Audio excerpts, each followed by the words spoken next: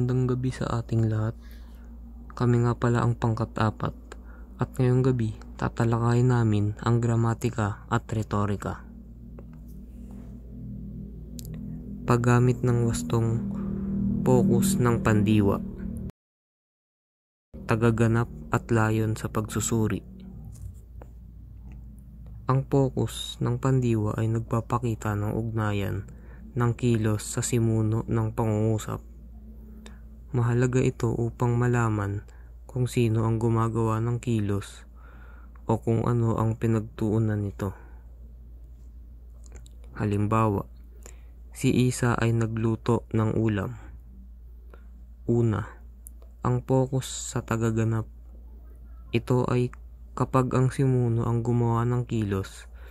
Sa halimbawa, ang salitang nagluto ay nagpapakita ng kilos na ginawa ni Isa. Siya ang tagaganap o gumawa ng kilos.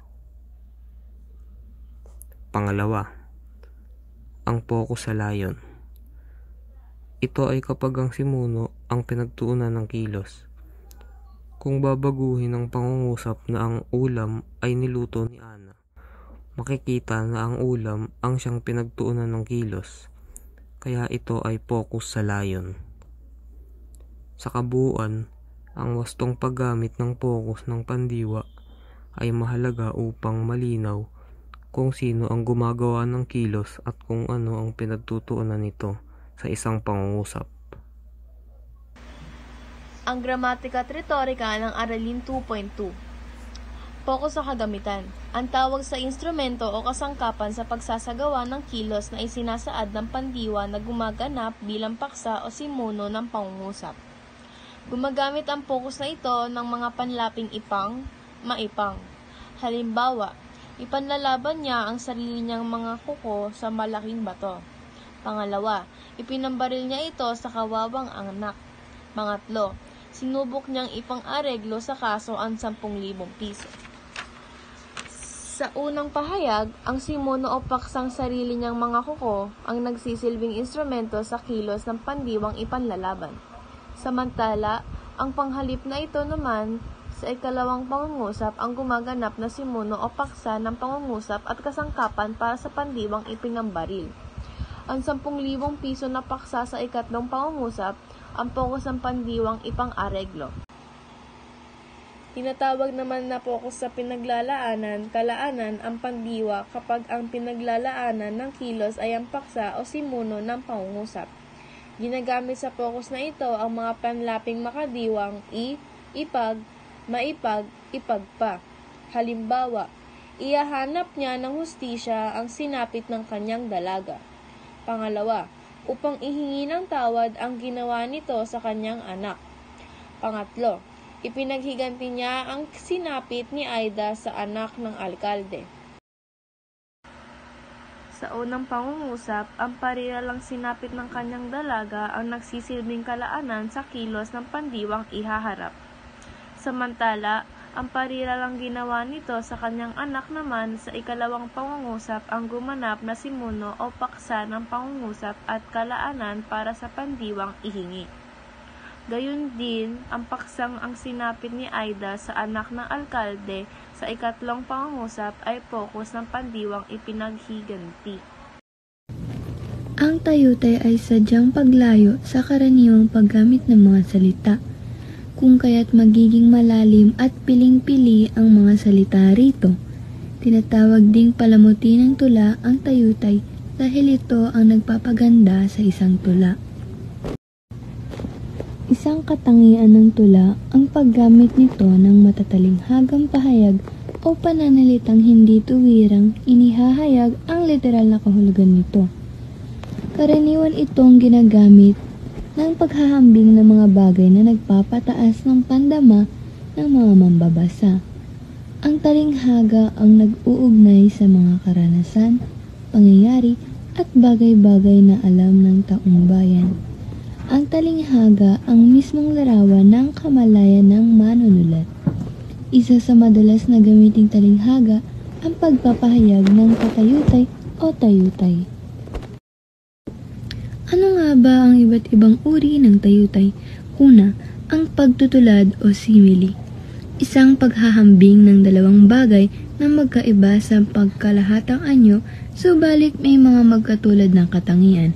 Ito ay ginagamitan ng mga salitang pariralang tulad ng, katulad ng, parang, kawangis ng, aniki, animo, at iba pa. Pagkalawa, pagwawangis o metapora. Naghahambing ng dalawang bagay, ngunit tuwiran ang ginagawang paghahambing. Ikatlo, pagmamalabis o hyperbole. Pagpapalabis sa normal upang bigyan ng kaigtingan ang nais ipahayag. Ikaapat, pagtatao or personifikasyon. Paglilipat ng katangian ng isang tao sa mga walang buhay. Ngayon naman ay magpatuloy tayo sa pagsasanib ng gramatika at retorika, sa pokus sa ganapan at pokus sa sanhi. Sa pagsasalaysay o pagpapahayag ng mga pangyayari, gumamit tayo ng mga pook na ginaganapan ng kilos at mga kadahilan ng isang gaganapan upang ipakita ang relasyong sanhi at bunga. Ang ganitong pahayag na kinapapalooban ng pook o lunan ay maipapakita sa pokus sa ganapan, at ang sanhi o dahilan naman ay may papakita sa pamamagitan ng pokus sa sanhi. Pero bago ang lahat, alamin muna natin ang kahulugan ng pokus sa ganapan.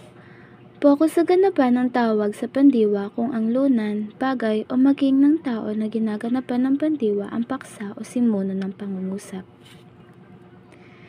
Tumutukoy ito sa lugar o ganapan ng kilos. Ibig sabihin, ang paksa o simuno sa pangungusap ay nagsasaad kung saan naganap ang kilos.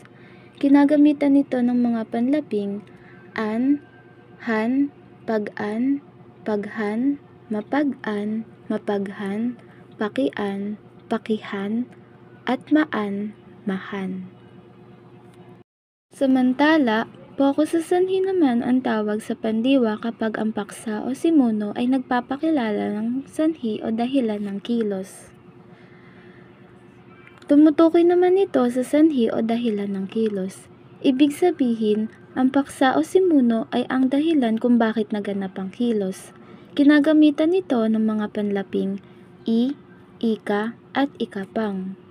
Sa madaling sabi, ang pokus sa ganapan ay tungkol sa lugar, at ang pokus sa sanhi naman ay tungkol sa dahilan ng kilos. Pangsang-ayon at pagtutol sa panunuring pampanitikan. Pangsang-ayon, nagpapayag ng positibong tugon o pagtanggap sa isang ideya o payag. Halimbawa, sumasang-ayon ako na ang paggamit ng simbolo sa nobela ay nagpapailalim ng kahulugan nito. Pagtutol, nagpapayag ng hindi pagsang-ayon o pagkontra sa isang ideya o payag. Halimbawa, hindi ako sumasang-ayon na ang wakas ng kwento ay nagbigay ng katarungan sa pangyayari. Salitang nagpapahayag ng pangyayari at damdamin.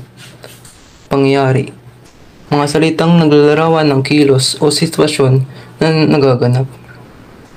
Halimbawa, tumatakbo siya ng mabilis. Pandiwa, tumatakbo. Damdamin, mga salitang nagpapahayag ng emosyon o nararamdaman. Halimbawa, masaya ako sa isang tagumpay. Pang-uri, masaya. Magandang araw sa inyo lahat. Ang Brazil ay isang bansang puno ng kulay, musika at buhay. Mula sa masisiglang sayaw ng samba hanggang sa luntiang gubat ng Amazon. Taglay nito ang diwa ng pagkakaisa at pag-asa. Hindi lang ito lupain ng kagandahan, kundi simbolo rin ng tibay ng mga taong patuloy na lumalaban para sa kanilang kaunlaran. Ito ang tumutukoy sa tamang paggamit ng bahagi ng pananalita, wastong pagkasunod-sunod na makasalita at malinaw na estruktura ng pangungusap. Sa talumpati, karaniwang makikita ang pangalan at panghalip, tumutukoy sa bansa, mamamayan o ideya. Halimbawa, ang Brazil ay isang bansang mayaman sa likas na yaman. Pangalawa, pandiwa, nagpapakita ng aksyon o adikhain. Halimbawa, nagsusumikap ang Brazil na mapaunlad ang ekonomiya nito. Pangatlo, pangugnay, nagduduktong ng ideya. Halimbawa, dahil dito. Samantala, kung gayon. Pang-apat, wasto at masining na pagkakabuo ng pangungusap. Karaniwang ginagamit ng damdam at panghikayat upang makuha ang damdamin at tagapagpakinig. At doon na po nagtatapos ang aming gramatika at retorika. Maraming salamat po sa pakikinig.